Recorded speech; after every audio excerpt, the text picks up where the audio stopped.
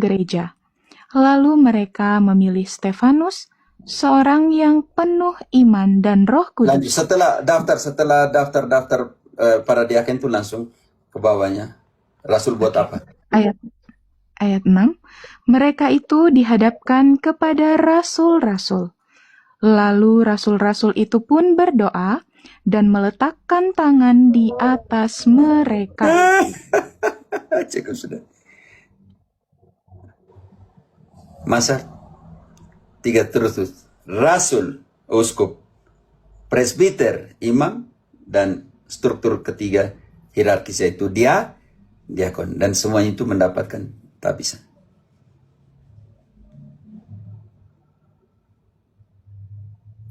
Kau bandingkan dengan Protestantisme, ada struktur hierarkis, uskup, presbiter, dan diakon?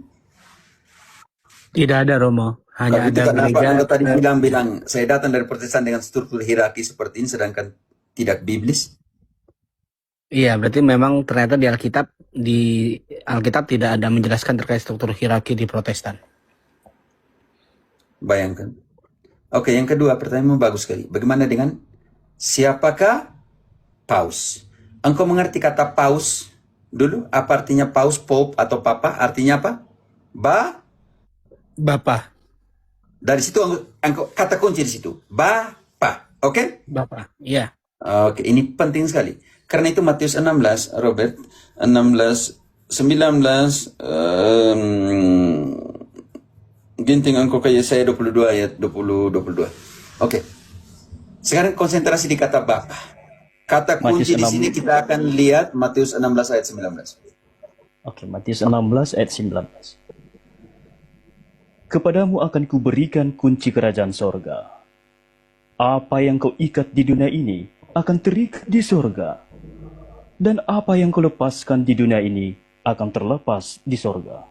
Siapakah engkau di sini? Ayat 18. Siapakah engkau di sini?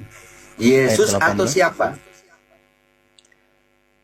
Dan aku pun berkata kepadamu, engkau adalah Petrus, dan di atas batu karang ini aku akan mendirikan gerejaku, dan alam maut tidak akan menguasainya. Masa, buka mic. Siapa yang terima kunci kalau begitu? Masa, siapa yang terima kunci? Halo? Iya, mau. Engkau jangan mute kan. Nanti lama. Siapa, dia masih diam, kau jangan mute kan. Setiap kali omong nanti engkau mute kan. Buka lagi, harus omong berapa kali. Mazhar, siapa yang terima kunci menurut ayat itu? Santo Petrus. Benar sekali, baca kembali ayat 18. Jangan mute kan mic, nanti lama. Oke. Dan aku pun berkata kepadamu, engkau adalah Petrus. Selesai. Dan cukup. Engkau adalah Petrus. Sekarang Petrus yang sama ini ayat 19. Terima apa? Ayat 19. Kepadamu akan kuberikan kunci kerajaan sorga.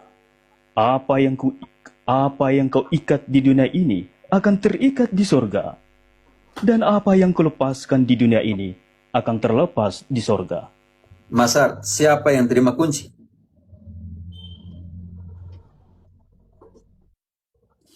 Masih Santo Petrus, mau. Oke, sekarang yang terima kunci akan dipanggil siapa? Ginting. Yesaya 22 ayat 20-22. Konsentrasi di 21. Ya. Maka pada waktu itu aku akan memanggil hambaku Eliakim bin Hilkia. Aku akan mengenakan jubahmu kepadanya, dan ikat pinggangmu akan kuikatkan kepadanya, dan kekuasaanmu akan kuberikan ke tangannya. Tahan dulu. Maka ia... Tahan dulu. Dan kekuasaan akan diberikan ke tangannya. Dan yang terima kuasa itu akan dipanggil dan... Maka ia akan menjadi bapa. Sekarang simbol dari kekuasaan dan yang menerima kuasa dipanggil Bapa. Lanjut ayat selanjutnya. Kepadanya diberikan apa? Aku akan menaruh kunci rumah Daud ke atas bahunya. Apabila ia membuka, tidak ada yang dapat menutup. Apabila ia menutup, tidak ada yang dapat membuka.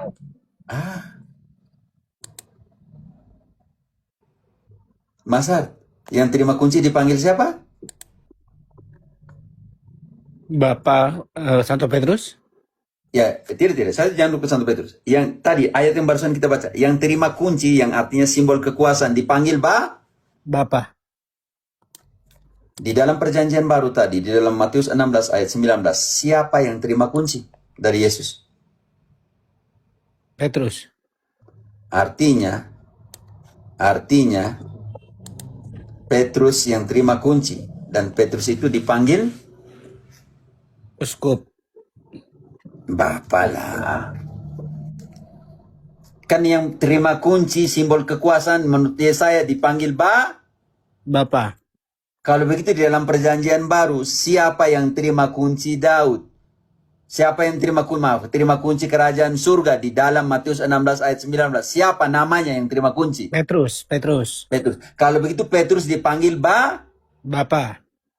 Dan Bapa yang sekarang kita kenal itu yaitu Paus, Pope, Papa. Artinya siapa sendiri yang angkat Bapa pertama di dalam kekristenan di situ. Tuhan Yesus. Dan dia angkat siapa di situ? Petrus. Ada masalah di mana protestantisme? Sekarang kau sudah mengerti siapa yang terima kunci akan dipanggil Bapa. Dan yang terima kunci dalam perjanjian baru adalah Petrus. Karena itu Petrus dipanggil Pope, Papa, artinya Bapa. Oh, tugasnya untuk apa? Ini penting sekali. Tugasnya untuk apa? Friska Yesekiel 34. Tugasnya untuk apa? Yesekiel 34 ayat 15. Ya sekarang Robert, engkau siap-siap. Yohanes 21 ayat 15. Oke. Sekarang kita ke Yesekiel 34 ayat 15. Siapakah gembala yang baik? Yehezkiel 34 ayat 15. 15. Oke. Aku sendiri akan menggembalakan domba-dombaku, dan aku akan membiarkan mereka berbaring. Demikianlah firman Tuhan Allah. Tahan dulu di situ. Robert, engkau siap? Jangan dulu ke 21, ke 10 ayat ke 11. Kita sandingkan.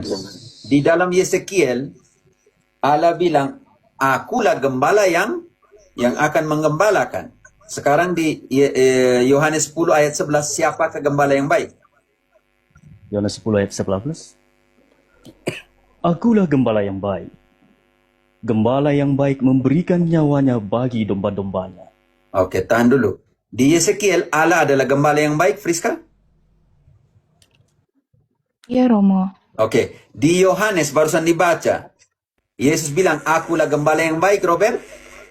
Iya, Mo. Oke, sekarang ke Yesekiel 34 ayat 23-nya. Dia angkat berapa gembala? Robert, sekarang kau siap di Yohanes 21 ayat 15. Oke, Mo. Yehezkiel 34 ayat 23. Aku akan mengangkat satu orang gembala atas mereka yang akan menggembalakannya, yaitu Daud hambaku. Dia akan menggembalakan mereka dan menjadi gembalanya. Mereka ini orang Israel. Marsa, di situ Allah mengangkat berapa gembala?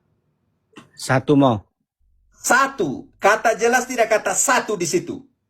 Jelas, Romo. Sangat jelas. Untuk gembalakan Israel. Namanya siapa? Daud. Sekarang di dalam perjanjian baru yang tadi Yohanes 10 ayat 11, Yesus bilang dia adalah gembala yang baik. Tetapi gembala yang baik Yesus ini angkat berapa gembala? 1, Mo.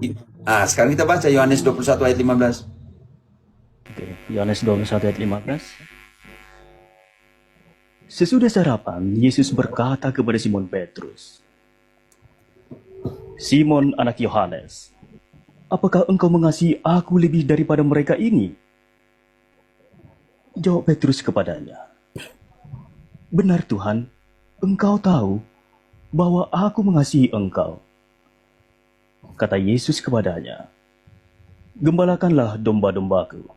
Selesai. Marsa, semua domba-dombanya Kristus digembalakan oleh siapa di situ?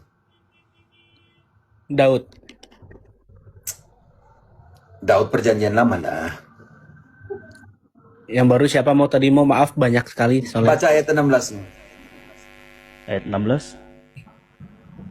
Kata Yesus pula kepadanya untuk kedua kalinya, Simon anak Yohanes, apakah engkau mengasihi aku? Jawab Petrus kepadanya, benar Tuhan, engkau tahu bahwa aku mengasihi engkau. Kata Yesus kepadanya, gembalakanlah domba-dombaku. Marsa, sebentar dia. Tunggu sebentar. Marsa.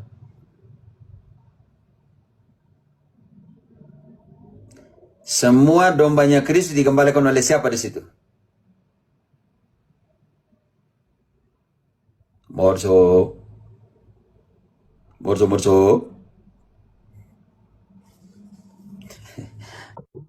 Yo, semua dombanya Kristus digembalakan oleh siapa ya? Saya mengerti engkau sinyal. Petrus mau. Perkara ada di mana? Menggenapi apa yang dikatakan dalam perjanjian lama? Bahwa hanya satu gembala? Ya betul, hanya satu gembala. Bagaimana dengan gembala yang ada di Protestan? Banyak mau. Gembala sidang tiap gereja ada. Sedangkan Yesus hanya pilih satu gembala untuk gembalakan para gembala yang lain. Betul, harusnya Karena satu aja mau kalau dalam satu orang yang menasihati. Bayangkan saudaraku, di atas kita ada di pertempuran, di perang ini. Semua 60.000 denominasi adalah gembala, pemimpin tertinggi adalah gembala. Mau ikut komandonya siapa untuk perang? Satu bilang jangan, satu bilang lapis, satu bilang bom, satu bilang tahan dulu, satu bilang pakai peluru ini, satu bilang pakai ini bambu runcing. Mau ikut yang mana, Marsa? nggak jelas mau. Engkau bayangkan di dalam sebuah kapal ada 60.000 gembala dari denominasi itu. Juru mesin dan nakodanya bingung mau ikut yang mana nih nasib. Putar, ambil haluan 10 derajat ke arah timur. Satu bilang tidak, kau sembarang, saya ambil 50 derajat arah barat. Naikkan berapa knot. Mesin, ahli mesin juga bingung di bawah nih. Juru mesin bingung, saya mau kasih naik berapa nih kecepatan, 10 knot atau kasih naik berapa? Chaos mau. Kaos. Hancur. Karena banyak instruksi di banyak gembala. Oke. Sekarang ingat di Yeskiel tadi mengatakan bahwa Fris, kan kau masih di Yeskiel 34 ayat Masih, ke Romo. 23. Engkau lihat di situ siapakah Daud? Ini penting sekali. Ayat 23. Aku akan mengangkat satu orang gembala atas mereka yang akan menggembalakannya, yaitu Daud hambaku. Marsa, Dia akan cukup menggembalakan. sampai di situ. Yaitu Daud. Daud itu adalah apa di dalam sejarah Israel? Seorang Raja. dan di dalam Lukas 1 ayat 33 maaf, langsung ke 33. Kepada Yesus diberikan apa di situ? Takhta siapa punya? Lukas 1 ayat 33. Friska, engkau siap kisah 15 ayat ke 15-16. Oke, sekarang Lukas 1 ayat 33. Kepada Yesus diberikan apa? Dan ia akan menjadi raja atas kaum keturunan Yakub sampai selama-lamanya, dan kerajaannya tidak akan berkesudahan. Oke, lanjut. Iya, lanjut. Kata Maria kepada malaikat itu. Sudah selesai. Selesai. Engkau sudah baca 32-33? Oh, ayat 33 aja, Rum. 32-33. Oke, ayat 32. Ia akan menjadi besar dan akan disebut anak Allah yang maha tinggi. Dan Tuhan Allah akan mengaruniakan kepadanya tahta Daud, bapa leluhurnya. dan ia akan menjadi raja atas dan ia akan menjadi raja atas kaum keturunan Yakub sampai selama-lamanya, dan kerajaannya tidak akan berkesudahan. Di dalam kerajaannya ada yang tukang yang memiliki kunci. Wahyu 3 ayat 7. Gini, Wahyu 3 ayat 7, siapa pemilik kunci? Kunci Daud, Wahyu, kunci Daud. Ayat 7. Wahyu 3 ayat 7. Mm-mm. Oke. Dan tuliskanlah kepada malaikat gereja di Philadelphia. Inilah firman dari yang kudus, yang benar, yang memegang kunci Daud. Apabila ia membuka, tidak ada yang dapat menutup. Apabila ia menutup, tidak ada yang dapat membuka. Marsa, kunci dimiliki oleh Yesus di situ. Iya, Mo. Sekarang kunci itu diberikan kepada siapa untuk buka dan tutup? Matius 16 ayat 19.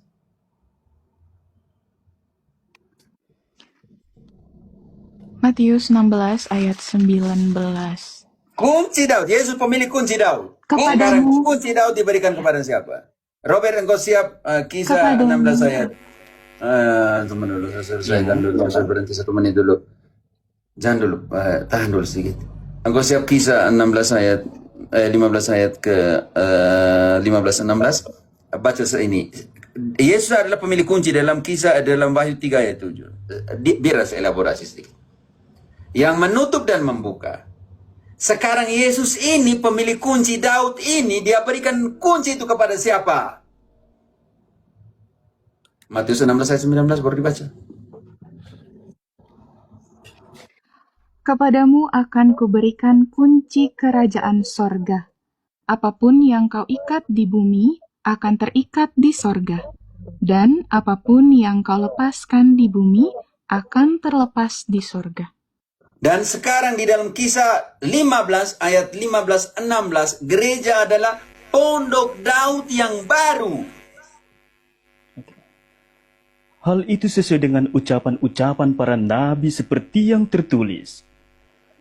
Kemudian aku akan kembali dan membangunkan kembali pondok Daud yang telah roboh, dan reruntuhannya akan kubangun kembali, dan akan kuteguhkan.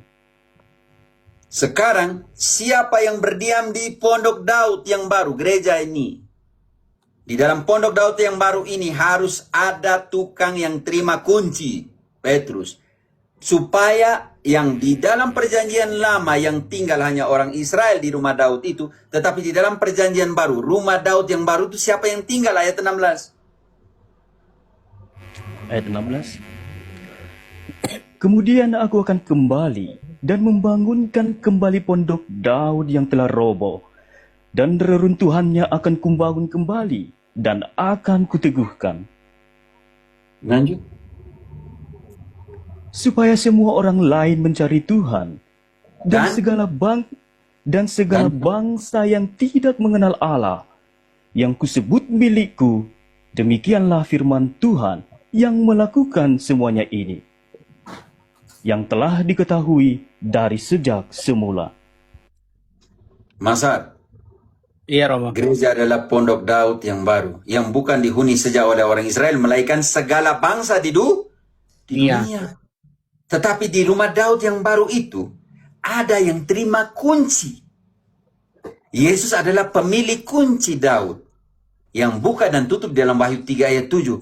Dan di Matius 16 ayat 19, dia serahkan kunci itu kepada siapa?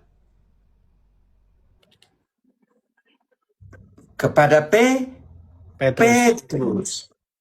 Supaya otoritasnya ada di sana. Yesus di surga. Tapi dia menyertai kita.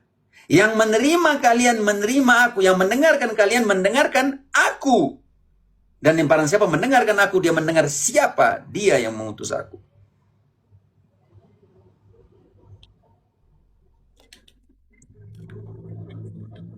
Mas, sudah bisa mengerti? Mengerti, Romo. Makanya engkau konsentrasi, karena kalau gagal konsentrasi, hilang dia punya arahnya kemana. Oke. Makanya saya tidak bisa menjawab pertanyaan ya dan tidak seperti Edi Stevie. Ya, iya, Tidak. Iya tidak. Memang saya anak SD, anak TK untuk jawab ya tidak, ya tidak. Buat apa belajar lama-lama untuk belajar untuk jawab ya tidak? Belajar ya dan tidak, jawab itu hanya untuk anak TK.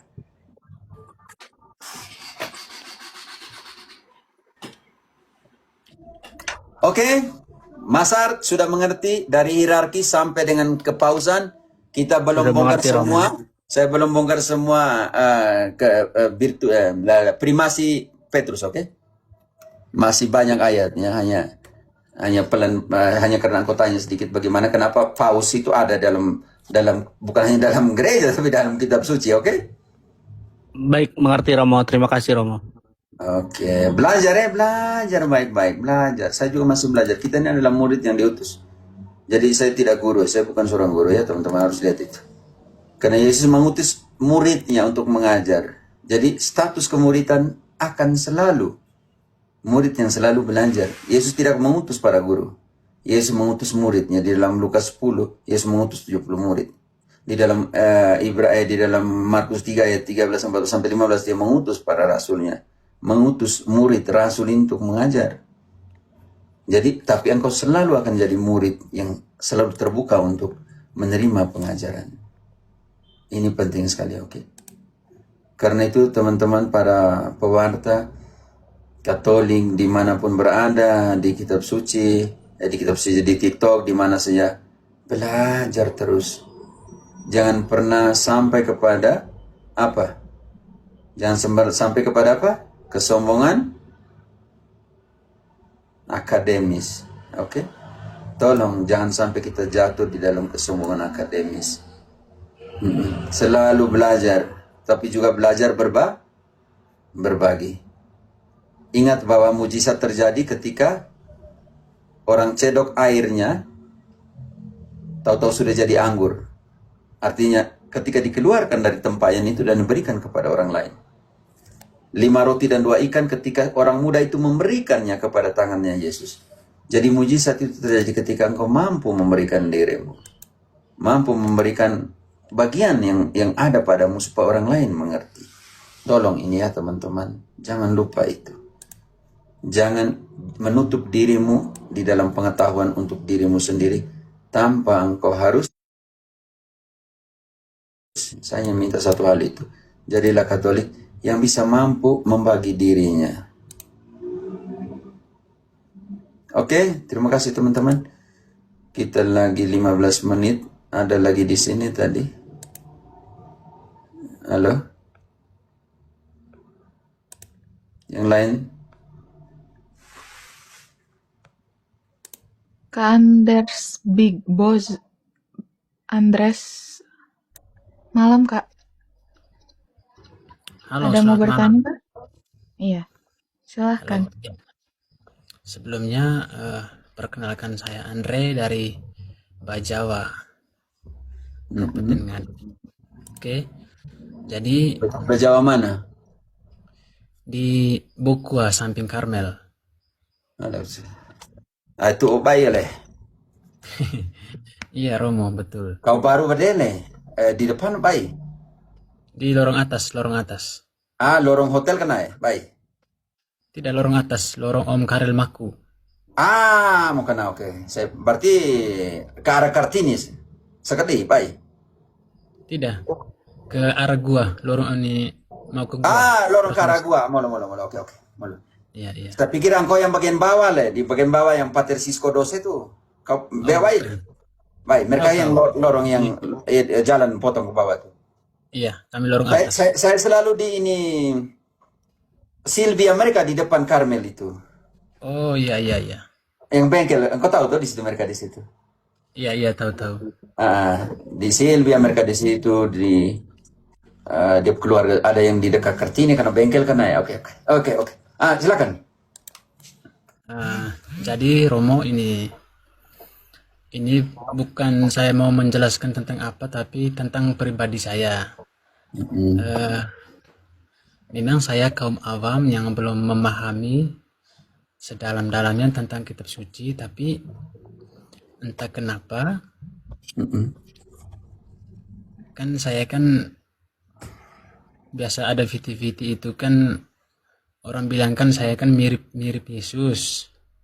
Itu bahasanya orang.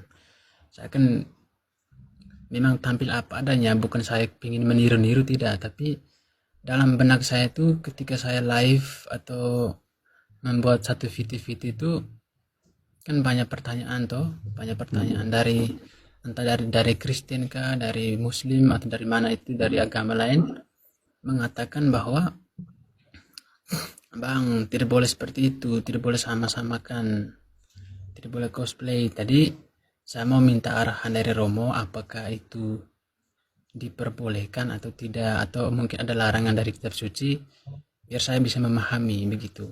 Saya belum mengerti betul. Maksudnya engkau menamakan diri Kristus atau bagaimana? Bukan, maksud saya itu saya punya ciri fisik itu, ciri fisik. Kalau kau punya ciri fisik seperti itu bagaimana? Tetapi di sini penting sekali. Paulus bilang milikilah pikiran dan perasaan Kristus. Miliki itu di dalam, bantu dulu, Filipi 3 ayat 5. 2 ayat 5. Coba 3 2 ayat ke 15 ya. Bantu dulu. Filipi, sudah Filipi? Sudah, Romo. 2 ayat 5. Ya, 2 ayat 5. Filipi 2 ayat 5. Hendaklah kamu dalam hidupmu bersama menaruh pikiran dan perasaan yang terdapat juga dalam Kristus Yesus. Milikilah pikiran dan perasaan Kristus. Paulus bilang itu. Oh, 1 Korintus. Friska 1 Korintus. Bantu dulu ya. Saya izin on cam ya, Bapak Romo. Oh, tidak apa, santai saja. 1 Korintus 2 ayat 16. 1 Korintus 2 ayat 16. Sebab siapakah yang mengetahui pikiran Tuhan, sehingga ia dapat menasihati dia, tetapi kami memiliki pikiran Kristus. Paulus bilang, milikilah pikiran Kristus. Milikilah perasaan Kristus. Kalau memang kau punya fisik seperti itu, saya mau bilang apa? Tapi Paulus lebih ke sana bilang, milikilah pikiran dan perasaan Kristus punya. Tidak ada masalah. Tapi begini Romo, jadi sebenarnya sudah dari sebelum saya kenal Romo Cafe sudah mau 3 minggu, ya, sudah mau 3 minggu. Saya tuh pingin sekali mau naik. Kira-kira apakah saya salah atau bagaimana? Sudah melanggar. Kau tidak salah lah. Sampai memiliki perasaan Kristus juga tidak salah. Bagaimana kau bilang kau salah lagi di sini? Coba teman-teman lihat, kan orang Bejawa ini. Kan orang Bejawa pemuka nih. Bagaimana ntar supaya orang Bejawa pemuka nih, kalian lihat orang Bejawa pemuka nih. Begitu. Sampai Paulus bilang, milikilah perasaan dan pikiran Kristus. Bayangkan sampai lebih kepada yang intim daripada yang fisik. Yaitu miliki perasaan dan pikiran Kristus. Baca kembali tadi, Friska. Sebab siapakah yang mengetahui pikiran Tuhan, sehingga ia dapat menasihati dia, tetapi kami memiliki pikiran Kristus. Kembali ke Filipi 2 ayat 5. Ya, baik, dia sekalian teman-teman lihat dia sedikit, oke? Tidak. Filipi 2 ayat 5. Milikilah perasaan Kristus. Miliki ya pikiran Kristus. Lebih jauh daripada yang fisik. Iya, iya. Hendaklah kamu dalam hidupmu bersama menaruh pikiran dan perasaan yang terdapat juga dalam Kristus Yesus. Milikilah pikiran dan perasaan Kristus. Lebih jauh dari yang fisik. Ini penting sekali. Kau miliki semuanya itu. Miliki semuanya itu. Kita diciptakan menurut gambar dan rupa Allah. Iya. Tapi semoga engkau punya hidup seperti Kristus juga ya. Pikirannya seperti Kristus punya ya. Para kau lebih rajin nalo na baingele. Diusahakan. Kita tidak sempurna. Baiklah kau milik, orang bilang kau wajah seperti Kristus, tapi pikiran baik seperti Kristus, perasaan baik seperti Kristus, yang itu tidak bisa leh. Terus saya ingin tahu juga Romo Cafe sekarang ini ada bertugas di mana, biar saya juga bisa tahu. Saya di Kolombia. Saya punya teman-teman dong situ, Ayu mereka, Mertin mereka yang biasa urus OMK, MBC semua itu. Nah, Siap, siap. berarti engkau punya angkatan berapa ya? Angkatan berapa, Le?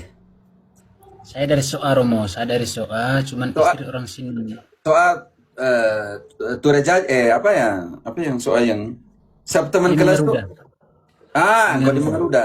Saya punya teman kelas tapi di mana ya? Dia pernah mantan kepala desa, Le, Alphonse Longa, tapi di mana dia nih?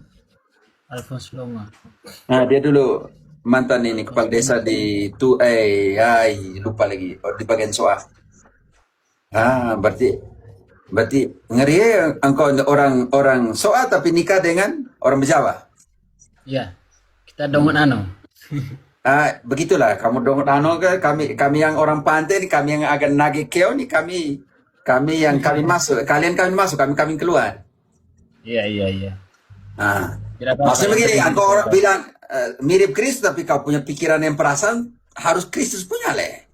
Amin, Amin. amin.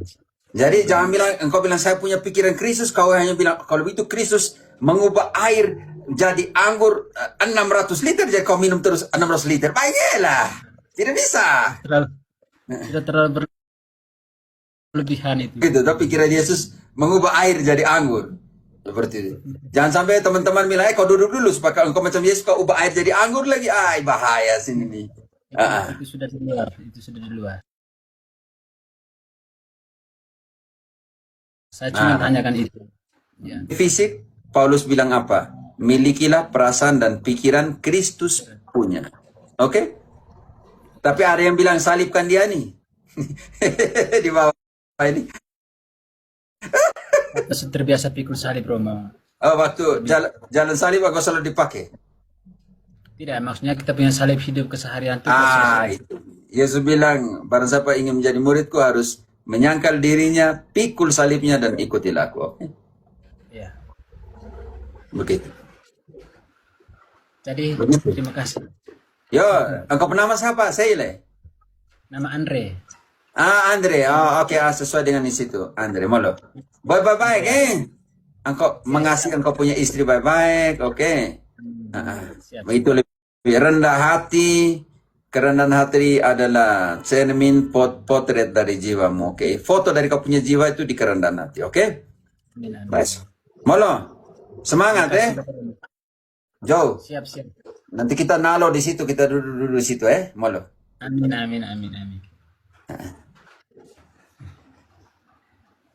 Terima kasih banyak. Oke, siapa yang di sini yang terakhir? Tidak ada lagi toh? Saya tutup sudah. Coba kalau kasih naik lagi nanti saya tidak berhenti untuk omong, nanti lapar lagi. Ada yang pertanyaan emergensi di bawah tidak? Teman-teman yang panti asuhan, saya biasanya buka setiap 15 hari untuk panti asuhan. Jadi barusan tadi malam untuk 4 panti asuhan. Jadi nanti teman-teman yang panti asuhan yang lain nanti hitunglah 2 minggu lagi, oke? Oh ya, Winda, kembali engkau manfaatkan 6 menit nih. Iya Romo, masih ada satu lagi Romo yang jadi pertanyaan saya butuh sudut pandang dari Romo. Yes, silakan. Melanjutkan Saya yang tidak bisa tadi ngomong saya- bahasa Jawa, kalau tidak saya jelaskan dalam bahasa Jawa. Oh baik Romo, melanjutkan yang dituntut untuk benar-benar hidup berbuah saat teduh dan selalu bertanya dengan Roh Kudus seperti itu Romo. Waktu itu di tempat saya itu tidak semua ya Romo, hanya beberapa orang aja itu seakan-akan itu bisa mengetahui tentang dosa-dosa kita. Contoh waktu itu ya Romo ya, saya yang paling teringat itu ada 2 kasus yang langsung mengenai di saya. Yang pertama saat itu saya punya pacar dan saya didatangi oleh seseorang pemimpin yang saya cuma tahu namanya tapi saya tidak kenal. Dia langsung mendatangi ke kos saya waktu itu dan saya dibilang dia bukan jodohmu dan kamu tidak kudus pacaran sama dia. Tuhan itu sedih lihat kamu. Saya waktu itu kaget karena standar di gereja saya waktu itu pacaran itu hanya boleh pegangan tangan. Tidak boleh yang lain lebih dari itu, Romo. Kalau lebih dari itu sudah dibilang tidak kudus dan harus putus, apalagi bukan satu gereja seperti itu, Romo. Nah, saya waktu itu dengan polosnya saya merasa itu suara Tuhan sehingga saya percaya. Yang kedua adalah waktu itu saya sempat masuk di divisi pendoa di gereja saya. Saya sedang mendoakan doa puasa buat teman saya yang sering kesurupan. Jam 3 pagi itu saya merasa saya didatangi ya Romo. Saya tidak tahu itu benar atau tidak. Tapi tiba-tiba pagi-pagi itu pemimpin saya ini ngechat saya. Dia bilang, saya tadi pagi jam 3 itu tidak tahu kenapa dibanguni Roh Kudus. Suruh doainin kamu jam 3. Nah, karena hal-hal seperti itu menjadi saya sangat percaya sekali sama gereja saya dulu dan benar-benar saya seperti ya ini tempat saya yang tepat kayak gitu Romo. Dan saya rasa yang mengalami ini bukan hanya sekedar saya aja. Saya rasa banyak juga yang mengalami yang Oke, saya rasakan juga. Nah, sudah mengerti. semakin saya masuk di Katolik ini saya jadi bertanya-tanya sendiri Romo. Karena di Katolik ini kita mulai Sudah belajar mengerti. harus logika seperti itu Romo. Romo, pandangan Romo seperti apa ya ini? Saya jujur bingung Romo. Oke, penting sekali. 1 Yohanes, Friska engkau 1 Yohanes 4 ayat 1. 1 Yohanes 4 ayat 1. Jangan dulu baca. Robert siap Matius 24 ayat 23. Oke, mau. 1 Yohanes 4 ayat 1. Saudara-saudaraku yang kekasih, janganlah percaya akan setiap roh, tetapi ujilah roh-roh itu, apakah mereka berasal dari Allah? Sebab banyak nabi-nabi palsu yang telah muncul dan pergi ke seluruh dunia. Oke, sekarang pekerjaan nabi palsu. Matius 24 ayat 23. Friska engkau siapkan Kisah 8 ayat 18. Oke Robert, sekarang. Ingat bahwa bedakan roh, discernment atau pembedaan roh. Harus analisa. Roh ini dari mana? Apakah dari Allah punya atau dari nabi-nabi palsu? Kalau roh itu dari nabi-nabi palsu, maka di sini akan dijelaskan oleh Matius. Oke. Matius 24 ayat 23. Pada waktu itu, jika orang berkata kepada kamu, lihat, Mesias ada di sini, atau Mesias ada di sana, jangan kamu percaya. Lanjut. Oke. Sampai 25. Oke, sebab Mesias-Mesias palsu dan nabi-nabi palsu Tahan dulu. akan... Sebab Mesias palsu dan siapa Binda? Nabi-nabi palsu. Sekarang mereka buat apa? Lanjut. akan muncul, dan mereka akan mengadakan tanda-tanda yang dahsyat dan mujizat-mujizat, sehingga sekiranya mungkin mereka menyesatkan orang-orang pilihan juga. Camkanlah, aku sudah mengatakannya terlebih dahulu kepadamu. Winda, Iya Romo. kalau itu adalah Roh Kudus yang omong dengan engkau masih di sana. Lalu engkau keluar bagaimana engkau keluar yang di tempatnya ada Roh Kudus? Sekarang engkau harus tahu bagaimana proses pemberian Roh Kudus. Kisah 8 ayat 18. Kisah 8 ayat 18. Ketika Simon melihat bahwa pemberian Roh Kudus terjadi oleh karena rasul-rasul itu menumpangkan tangannya. Tahan dulu dah. Pemberian Roh Kudus melalui apa, Winda? Rasul-rasul yang menumpangkan tangannya. Lanjut. Ia menawarkan uang kepada mereka serta berkata,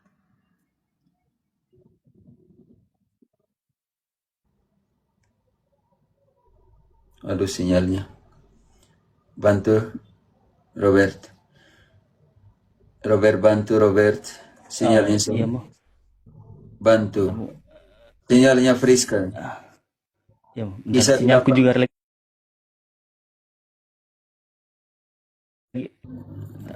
lagi reload. Ah, sinyalnya terpental itu. Sinyal juga sini, saya bantu di sini. Kisah 8:18. Winda, kau dengar suara saya? Iya, dengar Romo.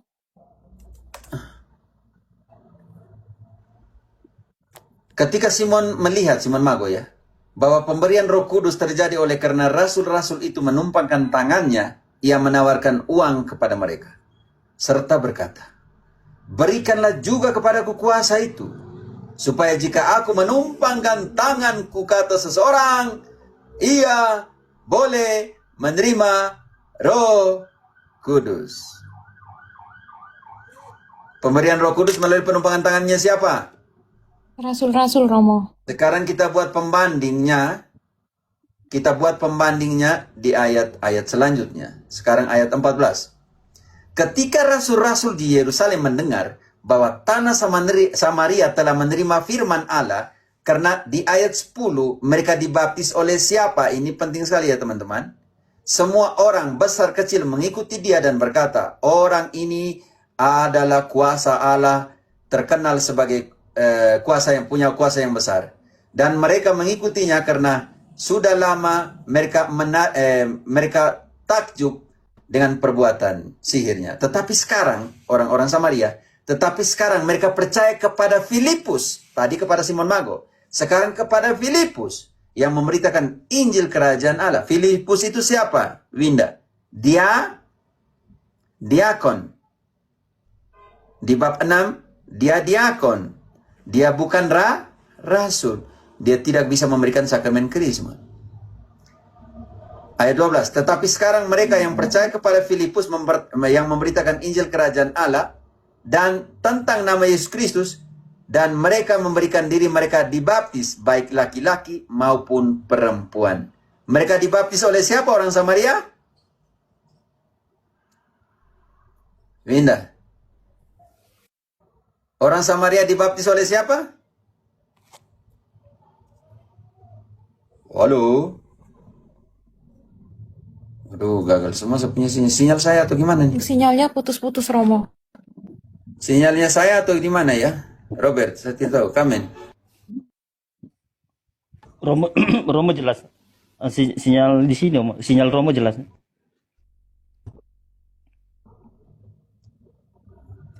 Winda. Saya mau makan sinyal. Winda, Sinyal Winda, Romo Winda. jelas, sinyal Romo jelas. Sinyal kami, Mas.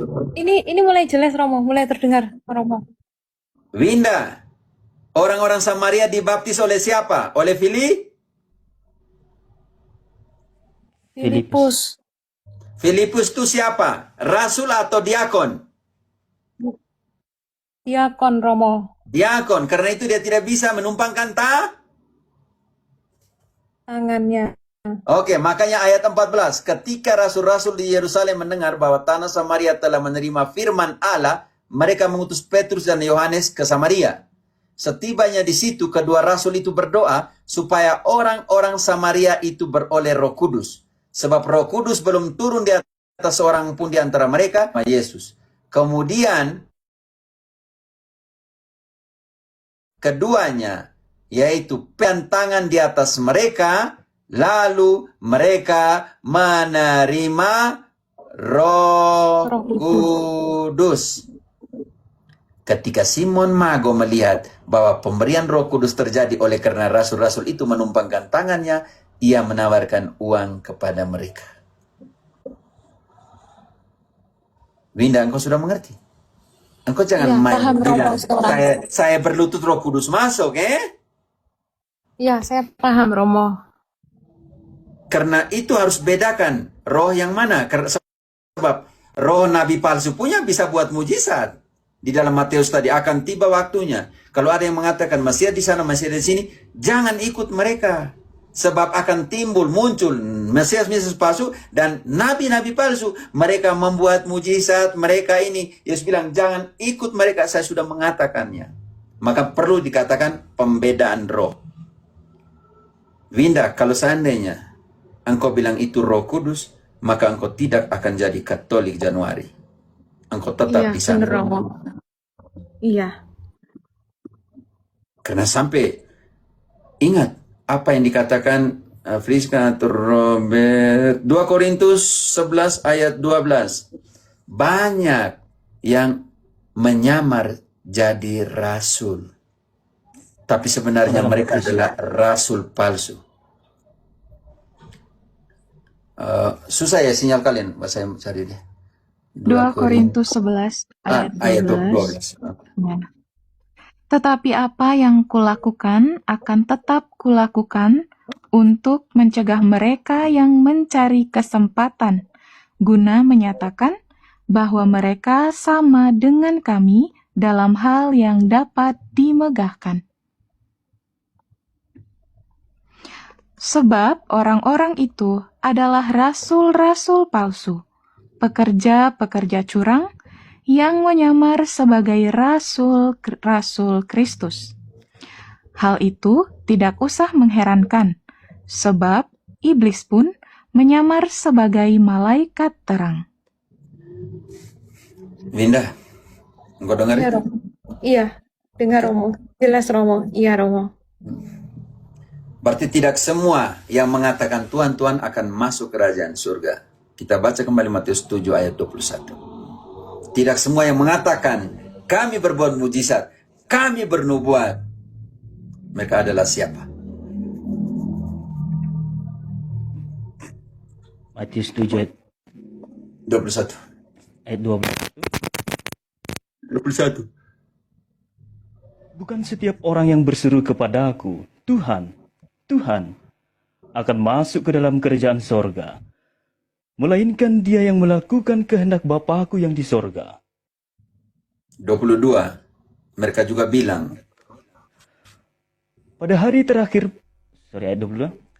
Pada hari terakhir banyak orang akan berseru kepadaku, Tuhan, Tuhan, bukankah kami bernubuat demi namamu, dan mengusir setan demi namamu, dan mengadakan banyak mujizat demi namamu juga? kata Yesus 23. Pada waktu itulah aku akan berterus terang kepada mereka dan berkata, Aku tidak pernah mengenal kamu. Nyala daripadaku, kamu sekalian pembuat kejahatan. Mereka ini siapa? Friska siap kembali 1 Yohanes 4 ayat 1. Mereka ini siapa? Turun ke ayat 15, Robert. Ayat 15. Waspadalah terhadap nabi-nabi palsu yang datang kepadamu dengan menyamar seperti domba, tetapi sesungguhnya mereka adalah serigala yang buas. Karena itu 1 Yohanes 4 ayat 1 mengingatkan kita, hati-hati, jangan sampai roh yang bisik kepada kita itu roh nabi palsu punya. 1 Yohanes 4 ayat 1. Saudara-saudaraku yang kekasih, janganlah percaya akan setiap roh, tetapi ujilah roh-roh itu, apakah mereka berasal dari Allah? Sebab banyak nabi-nabi palsu yang telah muncul dan pergi ke seluruh dunia. Linda, sudah bisa mengerti? Iya, Romo. Pertanyaan selama ini sudah terjawab, Romo. Sampai Sudah jumpa. jelas, Romo. Thank you ya, Romo Cafe dan teman-teman semuanya. Oke. Sama Kak Berjuang Winda. ya Binda, kita sama-sama berjalan, berjuang. Terima kasih untuk Frater Friska, Robert, untuk Winda. Terima kasih. Terima kasih Romo. Terima kasih, saya istirahat dulu. Tuhan memberkati dan menambah Terima terhadap kasih Roh Tuhan. Kudus. Amin. Minta maaf teman-teman yang ada di list untuk naik. Minta maaf sekali, oke? Saya sudah jam 12 lewat mau makan siang, oke? Tidak enak kadang dia lonceng di bawah Romo. Ada 3 Romo akademik lonceng, saya masih di atas nih. Oke, terima kasih. Yuk, mantap.